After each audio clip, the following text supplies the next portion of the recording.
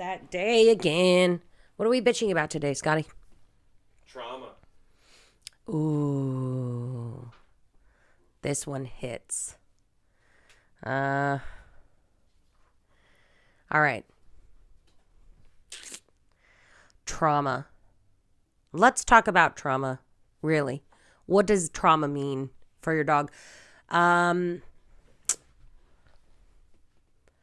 So when I first started out, when I was like a little baby trainer, and I first started out, I would get these dogs, and we've all seen them, right? Because I came from rescue. So, my background is a very long story. You'll hear it one day. But one of the things that I used to do is when a person rescued a dog, and I would you would reach towards the dog to touch them and they'd flinch away, or like dogs that have aggression towards like people entering the home or anything like that. Like the first thing that I would jump to, and I think that most of us jump to, and I hear this in conversations like when I'm doing calls with my clients, which you'll hear too. It's going to be another thing that we're going to be doing for you guys, is like listening to what it feels like to talk to me and work with me with your dog. But what I hear a lot is like, we jump to this conclusion of like, oh, this dog is traumatized because like they were definitely abused. Like this dog was hit, or this dog was kicked, or somebody abused this animal.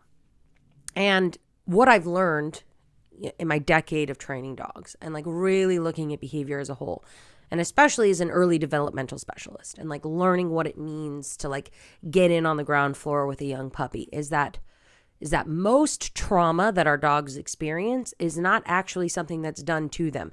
So I'm an amazing mentor. He's incredible, and he's changed my life, honestly, as a dog trainer over the last few years that we've been working together. And something that he told me, which I know was like loosely from a book that he read, so I'm going to like misquote it horribly, but essentially the idea is, what if we think of trauma as not something that happened to us, but as the things that didn't happen for us?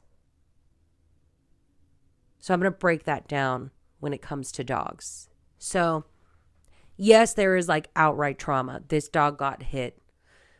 This dog was locked in a backyard. This dog was crate trained, right? But what didn't the dog get? If I'm looking at an under-socialized dog, like a young dog, 9 months old, adolescent, they're going crazy. Client just adopted them. This dog goes on a leash. They go absolutely banana bonkers on the leash. Right? Or you go to pet them and they like scurry away. What that tells me, more than just, ooh, somebody hit this dog, because 9 times out of 10, you guys, nobody hit the dog. Like, something that I've learned doing this job is that the majority of humanity is really good. And I've seen a lot of clients hold on to extremely difficult dogs as a reactivity and aggression specialist and like work through unthinkable, unimaginable shit with their dog because they love their dog that much. Yes, there's the assholes that are like dumping dogs out of their car on the street. Yes.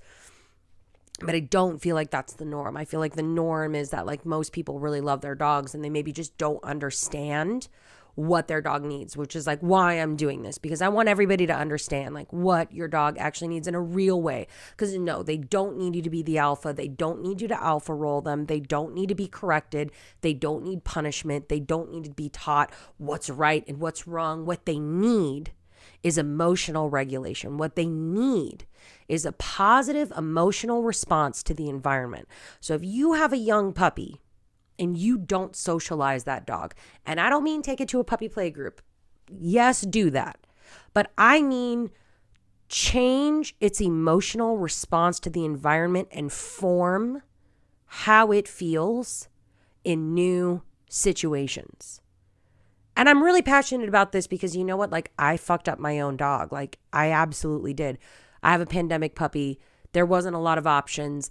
And I picked the wrong things and I did it wrong. And like, know that like I'm learning with you guys. And like, yes, I'm an expert. And yes, I've been doing this a long time. But like, I look back at things that I did 5 years ago and I'm like, I would never do that. I would never do that. I was sidebar because I digress a lot because I have ADD.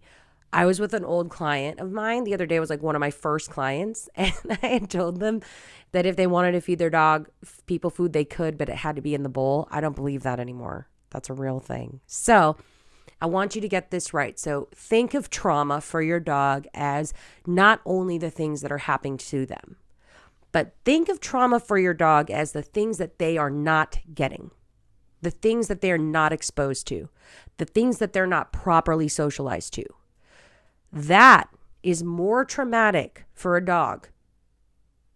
I mean, probably not more. I'm sure getting hit is like super traumatic. But most of the dogs that you meet have not been abused or neglected. They've just been under socialized. They don't know how to walk on a leash because someone took them out when they were young and were like doing the things that they saw on YouTube and were like popping the collar and scared the shit out of their dog. And now their dog is afraid every time they walk out the front door. This is a real thing. Or if you have worked with a company who shall not be named, they're throwing water balloons at your dog. This is a real thing. That compounds trauma, right? But so does going to a really crowded mall and not providing feedback to build a positive emotional response for your dog. Going to a location like that, flooding them, letting them get over threshold, letting them get stressed out, and not helping direct them on how they should feel. That is also trauma. So, yeah, don't just assume every dog's been hit, and really work on creating non-traumatic experiences for your dog. Any dog, not just puppies. All of our dogs need this guidance. Socialization is fluid, just like it is for us. Learning is fluid.